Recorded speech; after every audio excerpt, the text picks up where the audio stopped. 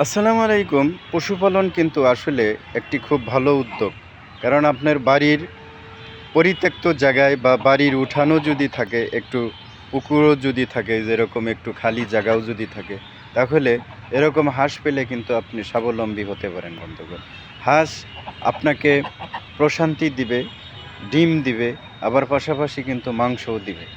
কাজেই আপনাকে বাজার থেকে এই মাংস আর কিনে এনে খেতে হবে না, বাজার থেকে ডিম কিনে এনে খেতে হবে না।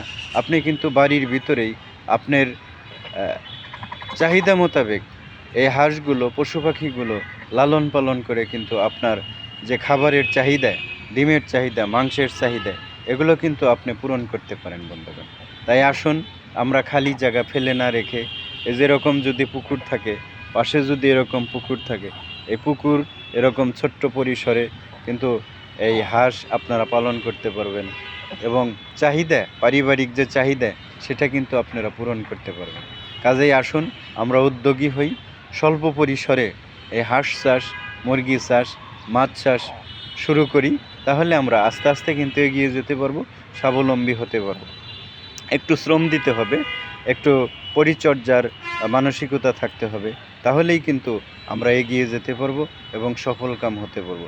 যদি আমার সাথে বন্ধুগণ আপনারা একমত থাকেন, তাহলে লাইক, কমেন্ট, শেয়ার দিয়ে পাশে থাকবেন। ধন্যবাদ।